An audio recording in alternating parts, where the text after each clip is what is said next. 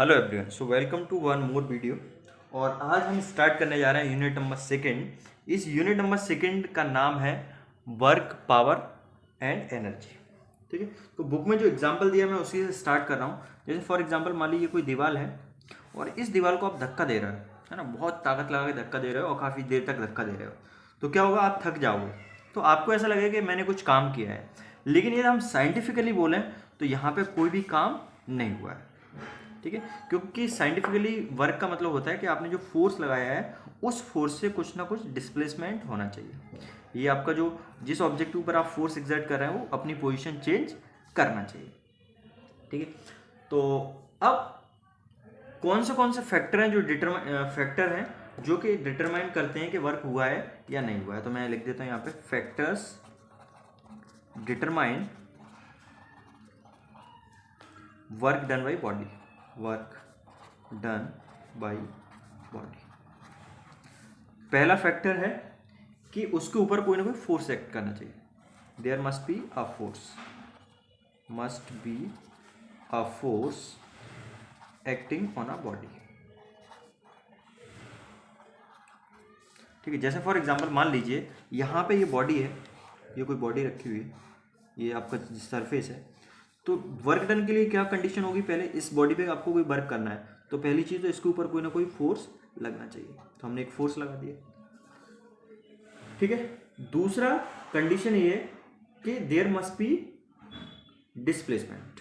ठीक है, जो फोर्स लगा रहे हैं तो फोर्स के कारण क्या होना चाहिए, force must cause displacement, must cause displacement.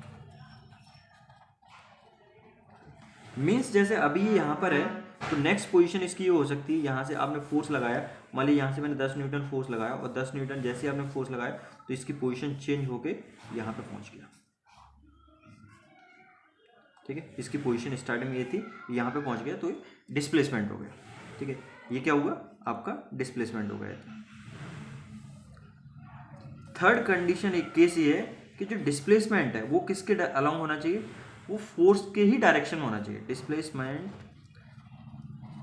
Must be in direction of force. जैसे यहाँ पे आप देखें तो यहाँ पे इस डायरेक्शन में फोर्स लग रहा है तो डिस्प्लेसमेंट आपका इसी डायरेक्शन में होना चाहिए, है ना। यदि किसी दूसरे डायरेक्शन में हो रहा है, इधर डिस्प्लेसमेंट हो रहा है या फिर कहीं दूसरे डायरेक्शन में हो रहा है, तो उसमें हम कंसीडर करेंगे कोई वर्क नहीं हो रहा है। ठीक है, और ये ऑब्वियस है, जिस डायरेक्शन में फोर्स लगेगा उसी डायरेक्शन ऑब्जेक्ट मूव करेगा, किसी दूसरे डायरेक्शन में मूव नहीं करेगा। ठीक है, और यदि ये तीनों कंडीशन सेटिस्फाई होती हैं, ऐसा नहीं कि एक कंडीशन सेटिस्फाई हो जाए, ये तीनों कंडीशन सेटिस्फाई होंगी तभी आपका वर्क डन कहलाएगा। All three condition must satisfy, must satisfy. ठीक है, तो ये वर्क डन क्या होता है। अब यहाँ पे मैथमेटिकल एक्सप्रेशन इसका हम ड्राइव करते हैं। मैथमेटिकल एक्सप्रेशन जैसे यहाँ पे जो रखा हुआ था, मान लीजिए स्टार्टिंग में ये यहाँ पे है और इसके ऊपर आपका एक फोर्स लग रहा है, इसके ऊपर यहाँ पे एक फोर्स लग रहा है, इसके ऊपर एक फोर्स एग्जर्ट हो रहा है, मान लीजिए ये फोर्स है और इस फोर्स के लगाने से ये बॉडी यहाँ पे पहुँच गया। ठीक, यहाँ पे पहुँच गया तो कितना डिस्प्लेसमेंट हुआ, ये हुआ डिस्प्लेसमेंट। डिस्प्लेसमेंट को हम शो कर रहे हैं ऐसे। ठीक है, डिस्प्लेसमेंट को मैं शो कर रहा हूँ ऐसे, मान ये ए है और यहाँ से ये पहुँच गया यहाँ पे बी पे, तो ये एस आपका डिस्प्लेसमेंट हो गया। एस क्या हो गया, आपका डिस्प्लेसमेंट हो गया। तो पहला है जो वर्क डन होता है वो आपका डायरेक्टली प्रोपोर्शनल होता है फोर्स के। जितना ज़्यादा फोर्स होगा उतना ही ज़्यादा क्या होगा, वर्क डन होगा। देखो दो तरह की चीज़ होती है, एक तो होता है डायरेक्टली प्रोपोर्शनल, डायरेक्टली प्रोपोर्शनल। इसका क्या मतलब होता है, इसका मतलब होता है आपका एक क्वांटिटी को बढ़ाने से या दूसरी क्वांटिटी बढ़ती है तो इसको बोलते हैं डायरेक्टली प्रोपोर्शनल। जैसे वर्क को बढ़ाया तो फोर्स, मतलब फोर्स को बढ़ाया तो वर्क भी बढ़ रहा है, तो ये कहलाएंगे डायरेक्टली प्रोपोर्शनल। एक होता है इनवर्सली प्रोपोर्शनल, जिसमें क्या होता है एक क्वांटिटी को बढ़ाएंगे तो दूसरी क्वांटिटी क्या होती जाती है, कम होती जाती है। ठीक है, दूसरा जो वर्क डन है वो डायरेक्टली प्रोपोर्शनल होता है डिस्टेंस। तो यहाँ पे डिस्टेंस क्या है, एस। डिस्टेंस नहीं बोलना चाहिए, बेसिकली ये डिस्प्लेसमेंट बोलना चाहिए। ये भी वेक्टर है और आपका ये भी वेक्टर। वेक्टर को हम इस तरह शो करते हैं, ऊपर एरो लगा के। अब इनको कंबाइन करेंगे तो, और कंबाइन करेंगे तो वर्क इज डायरेक्टली प्रोपोर्शनल क्या हो जाएगा, F vector into S vector. S vector क्या है, डिस्प्लेसमेंट वेक्टर है। और प्रोपोर्शनलिटी का साइन हटेगा तो डब्ल्यू इक्वल्स आ जाएगा के एफ वेक्टर और S vector, force into displacement. ठीक है, जहाँ पे के क्या है, एफ क्या है, फोर्स है, एस क्या है, डिस्प्लेसमेंट है। मैं लिख दे रहा हूँ, एफ आपका फोर्स है, एस क्या है, एस है आपका डिस्प्लेसमेंट, और के क्या है, constant of proportionality, constant of proportionality. ठीक है, और के की वैल्यू हम क्या लेते हैं, जनरली 1 लेते हैं। तो यहाँ से जो फॉर्मूला बनता है W equals F into S. ठीक है, ये इंपॉर्टेंट फॉर्मूला बन गया आपका। ये वर्क डन का आपका मैथमेटिकल फॉर्मूला है। ठीक है, तो सीधा सा है, वर्क डन का कैसा फॉर्मूला है, फोर्स मल्टीप्लाइड बाई डिस्प्लेसमेंट, और डिस्प्लेसमेंट हमेशा किस डायरेक्शन होगा, in the direction of force applied. Next चीज देखते हैं। नेक्स्ट इसमें देखते हैं कि अभी हमने फोर्स इस तरह से लगाया है, यदि फोर्स इंक्लाइंड हो, ठीक है, फोर्स मान लीजिए कुछ इस तरह से लग रहा है, मैं इसको यहीं पे स्पेस को यूज कर लेता हूं। अब मान लीजिए ये फोर्स इस तरह से लग रहा है, ये बॉडी है, आपका सरफेस है, और यहाँ पे जो फोर्स है वो एक एंगल पे लग रहा है। मान लीजिए एफ फोर्स है और यहाँ पे ये हॉरिजॉन्टल है, इससे ये एंगल बना रहा है थीटा। तो इस केस में क्या करना पड़ता है, फोर्स के कंपोनेंट निकालने पड़ते हैं। अब फोर्स के कंपोनेंट कैसे निकालते हैं, यदि आप चाहेंगे तो मैं डिटेल में बता दूंगा, लेकिन यहाँ पे आप समझ लीजिए इस तरह का इंक्लाइंड फोर्स होता है, तो इसको हम हॉरिजॉन्टल और वर्टिकल में चेंज कर सकते हैं। तो थीटा के साथ होता है, वो बोलते हैं एफ कॉस थीटा, और यहाँ पे थीटा से दूर ये कंपोनेंट इस तरह से होगा, ये हो जाएगा एफ साइन थीटा। ठीक, तो आप देखेंगे ये यहाँ पे रखा हुआ है, तो वर्टिकल डायरेक्शन में तो कोई मूवमेंट नहीं होगा। मूवमेंट होगा तो किस डायरेक्शन होगा, मूवमेंट हमेशा होगा हॉरिजॉन्टल डायरेक्शन। तो वर्टिकल डायरेक्शन कोई मूवमेंट नहीं हो रहा है, इसका मतलब वर्टिकल डायरेक्शन में कोई भी वर्क डन आपका नहीं होगा। वर्टिकल और हॉरिजॉन्टल आप समझते हो, ये वर्टिकल है और ये हॉरिजॉन्टल है। तो जैसे ही आपने ये वाला कंपोनेंट लगाया तो ये बॉडी डिस्प्लेस होकर कहीं दूसरी जगह पे चला जाएगा। ठीक, तो यहाँ पे कौन सा कंपोनेंट सिर्फ कंट्रीब्यूट कर रहा है वर्क को, एफ कॉस थीटा, ये वाला कंट्रीब्यूट नहीं कर रहा है। तो डब्ल्यू इक्वल से ऐसे केस में क्या आ जाएगा, F cos theta into displacement क्या है, एस। ठीक है, F cos theta into S.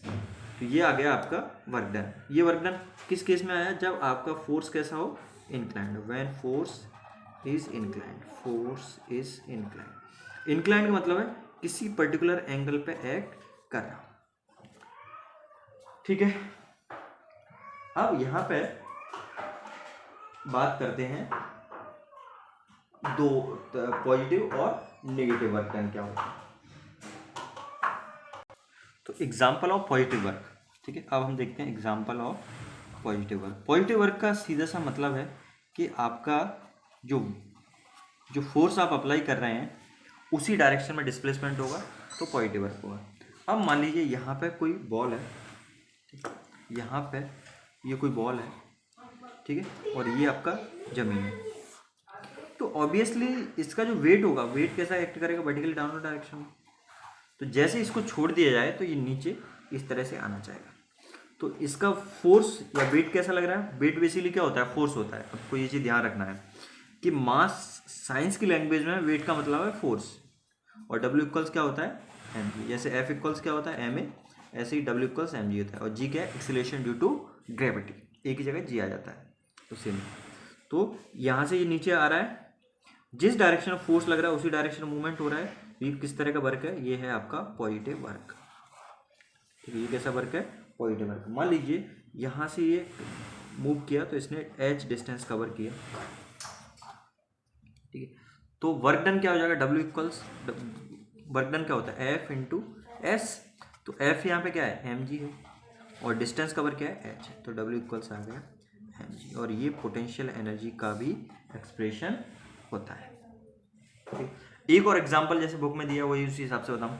जैसे मान लीजिए कोई लेबर है, ठीक है, ये कोई लेबर है, ठीक है, मेरी ड्राइंग अच्छी नहीं है तो, और ये एक लोड कैरी कर रहा है, ठीक है, अपने हाथ से लोड उठा रहा है, ठीक है। मैं इसको दूसरी तरह से बताने की कोशिश करता हूँ, चलो इसको छोड़ देते हैं।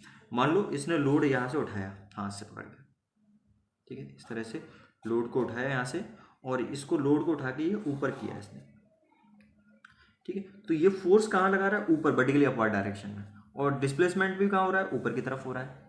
तो फोर्स और डिस्प्लेसमेंट दोनों एक ही डायरेक्शन में हो रहे हैं। तो यहाँ पे भी ये कौन सा एग्जाम्पल होगा, पॉजिटिव वर्क का एग्जाम्पल होगा। जब लेबर ने किसी चीज़ को नीचे से ऊपर की तरफ उठाया, और नीचे से ऊपर की तरफ उठाएंगे तो क्या होगा, फोर्स आप ऊपर की तरफ लगा रहे हैं और डिस्प्लेसमेंट भी ऊपर की तरफ हो रहा है। तो ये भी किसका एग्जाम्पल है, पॉजिटिव वर्क का एग्जाम्पल है। कुछ और स्पेशल केसेस लेते हैं, जैसे डिस्प्लेसमेंट परपेंडिकुलर डायरेक्शन हो, ठीक है, डिस्प्लेसमेंट फोर्स लगाएं तो उसके परपेंडिकुलर हो। तो अभी हमने निकाला था W equal F cos theta into S, S क्या है, डिस्प्लेसमेंट। अब आप देखिए, जब व्हेन डिस्प्लेसमेंट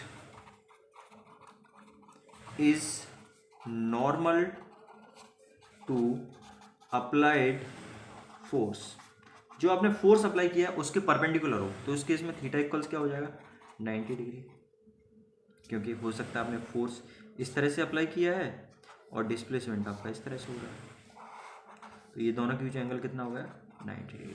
और cos 90 की वैल्यू क्या होती है, 0 होती है। तो cos थीटा मतलब cos 90, तो W इक्वल्स क्या हो जाएगा, F cos 90 into S, cos 90 0, तो ये पूरा 0। तो जब डिस्प्लेसमेंट अप्लाइड फोर्स के नॉर्मल होता है तब भी वर्क डन क्या होगा, आपका 0 होगा। ठीक है, इसमें कुछ एग्जाम्पल के थ्रू समझते हैं। कुछ एग्जाम्पल हैं, जैसे फॉर एग्जाम्पल मान लीजिए ये आप हैं, ठीक है, ऑर्बिटली आप समझ लीजिए, और आप एक बैग कैरी कर रहे हैं अपनी बैग पे, ठीक है, ये बैग है और आप इस तरह से मूव कर रहे हैं, ठीक है। तो बैग का जो वेट है वो कैसा एक्ट करेगा, ये वर्टिकली डाउनवर्ड डायरेक्शन में इस तरह से एक्ट करेगा, और मूवमेंट कहाँ पे हो रहा है, डिस्प्लेसमेंट इस डायरेक्शन हो रहा है। तो इन दोनों के बीच में एंगल कितना है, 90 डिग्री है। तो जब आप अपनी पीठ पे बैग कैरी करके ले जा रहे हैं तो आपको हो सकता है ये लगे कि मैं वर्क कर रहा हूँ, लेकिन साइंस की लैंग्वेज में वहाँ पे आप कोई वर्क नहीं कर रहे हैं, तो इसमें वर्क डन 0 होगा, ठीक है। लेकिन आप एक चीज़ समझ सकते हैं, यहाँ पे ग्रेविटी के अगेंस्ट कोई काम नहीं हो रहा है ना, ये ग्रेविटेशनल फोर्स है, इसके अगेंस्ट कोई काम नहीं हो रहा है, लेकिन आप ये जा रहे हैं, यहाँ पे इधर फोर्स लगा रहे हैं और आपका इधर फ्रिक्शन लग रहा है। तो इस फ्रिक्शन को ओवरकम करने के लिए आप ये फोर्स लग रहा है, मीन्स आप यहाँ पे जो वर्क कर रहे हैं वो फ्रिक्शन के लिए कर रहे हैं, ग्रेविटी के लिए कोई वर्क नहीं कर रहे हैं, क्योंकि यहाँ पे एंगल 90। और इसमें भी 180 वाला केस बनेगा, जो कि मैं अभी बताऊंगा, क्योंकि ये फ्रिक्शन इस डायरेक्शन एक्ट कर रहा है, अप्लाइड फोर्स इस डायरेक्शन एक्ट कर रहा है। तो यहाँ पे जो आप वर्क कर रहे हो वो किसके अगेंस्ट कर रहे हैं, फ्रिक्शन अगेंस्ट कर रहे हो, ग्रेविटी के अगेंस्ट में नहीं कर रहे हैं, ठीक है। दूसरा केस ये हो सकता है, जैसे पत्थर, मैंने फर्स्ट में एग्जांपल बताया सेंटीमीटर का, मान लीजिए यहाँ से आप हाथ से पकड़ के एक पत्थर को घुमा रहे हैं और ये पत्थर आपका इस डायरेक्शन में इस तरह से घूम रहा है। तो आप देखिए इसका डायरेक्शन किसी भी इंस्टेंट क्या होगा, इसके टेंजेंट, ये डायरेक्शन हो गया, और इसमें अंदर की तरफ एक फोर्स लगेगा पत्थर पे, अंदर की तरफ आप यहाँ से फोर्स एग्जर्ट करेंगे, वो क्या होगा, सेंटीमीटर फोर्स, ठीक है। तो इस केस में भी आप देखोगे इसका फोर्स का डायरेक्शन ये है, सॉरी डिस्प्लेसमेंट किधर हो रहा है, आप ये आगे की तरफ जाना चाह रहा है, यहाँ पे ये हम किसी इंस्टेंट पे डायरेक्शन देंगे तो डिस्प्लेसमेंट ये हो रहा है इस डायरेक्शन में, और फोर्स कहाँ पे लग रहा है, यहाँ। तो इन दोनों के बीच में एंगल कितना होगा, 90 डिग्री। तो इस केस में भी कोई वर्क डन नहीं होता है, इस केस में भी कोई वर्क डन नहीं होगा, क्योंकि यहाँ पे जो फोर्स है और फोर्स का जो डायरेक्शन है, डिस्प्लेसमेंट, वो दोनों एक दूसरे से क्या है, परपेंडिकुलर। मैं लिख भी सकता हूँ, ये जो फोर्स के, ये क्या कहलाता है, सेंटीमीटर फोर्स, और ये डिस्प्लेसमेंट हो रहा है, ठीक है। अब जब जो डिस्प्लेसमेंट है वो अप्लाइड फोर्स के अपोजिट हो, ठीक है। अगला केस ये बन सकता है कि जो आपका डिस्प्लेसमेंट है वो displacement is opposite to applied force. जैसे फॉर एग्जांपल मान लीजिए आपने फोर्स इस डायरेक्शन अप्लाई किया और डिस्प्लेसमेंट आपको हो रहा है इस डायरेक्शन, ये मान लो ओ है, यहाँ पे डिस्प्लेसमेंट हो रहा है, तो यहाँ पे जो एंगल बनना है फोर्स और डिस्प्लेसमेंट के बीच में वो कितना बनना है 180। और आपका डब्ल्यू क्या है, एंगल के टर्म से बात कर रहे हैं F cos theta into S, तो थीटा की वैल्यू कितना होगा यहाँ पे 180 और कॉस 180 की वैल्यू होती है आपकी -1, तो डब्ल्यू इक्वल्स क्या हो जाएगा, तो एफ कॉस 180 इंटू एस और डब्ल्यू इक्वल्स कॉस 180 -1 तो -f। तो इस केस में आपको नेगेटिव वर्क मिलता है जब आपका डिस्प्लेसमेंट और अप्लाइड फोर्स दोनों अलग अलग डायरेक्शन में हो।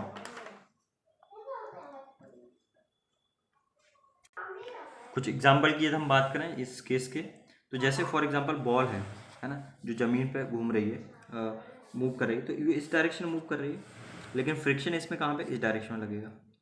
ठीक है, जो बॉल ढनकती हुई जा रही है तो इसमें ये मूवमेंट इस डायरेक्शन होगा डिस्प्लेसमेंट, और फ्रिक्शन कहाँ पे, इस डायरेक्शन में एक्ट करेगा। तो ये किसका एग्जाम्पल हो जाएगा, नेगेटिव वर्क का। ऐसे ही जैसे आप कोई बॉल ऊपर उछाल रहे हैं, तो ठीक है, तो बॉल ऊपर उछाल रहे हैं तो उसका वेट जो फोर्स है, weight W equals M G, वो हमेशा नीचे की तरफ एक्ट करेगा। ठीक, और डिस्प्लेसमेंट कहाँ हो रहा है, ऊपर की तरफ एक्ट हो रहा है, तो इस केस में भी क्या होगा, नेगेटिव वर्क होगा। अब फटाफट से यूनिट की बात कर लेते हैं। यूनिट क्या होती है वर्क की, यूनिट ऑफ वर्क। ठीक, तो हमने देखा W इक्वल्स एफ एस होता है, तो ये हो गया न्यूटन, फोर्स की यूनिट न्यूटन और डिस्टेंस की यूनिट मीटर। तो ऐसा यूनिट ऑफ वर्क क्या होता है, न्यूटन मीटर, और न्यूटन मीटर को हम क्या बोलते हैं, जूल भी बोलते हैं। क्या बोलते हैं, जूल। तो इसकी ऐसा यूनिट होती है जूल। दूसरा, यदि हम CGS यूनिट की बात करें तो CGS यूनिट ऑफ वर्क होती है आपकी अर्च। CGS यूनिट होती है वो अर्च, और ये ऐसा यूनिट होती है जूल। ऐसा यूनिट क्या होती है, जूल होती है। अब इन दोनों में रिलेशन निकालूंगा मैं फटाफट से, relation between joule and erg. ERG, तो 1 जूल है, 1 joule equals 1 newton metre. Newton क्या होता है आपका, CGS में चेंज करें तो ये डायन होता है, तो 1 न्यूटन में कितने डायन होते हैं ये हमने निकाला 10⁵ डायन। और मीटर है तो मीटर में कितना सेंटीमीटर होता है, 100 सेंटीमीटर होता है। ठीक है, तो ये हो गया आपका 1 जूल इक्वल्स 10⁷ अर्च। डायन सेंटीमीटर या डायन सेंटीमीटर, डायन सेंटीमीटर, और डायन सेंटीमीटर को हम क्या बोलते हैं, अर्च भी बोलते हैं। ठीक है, this is the relationship between CGS unit and SI unit.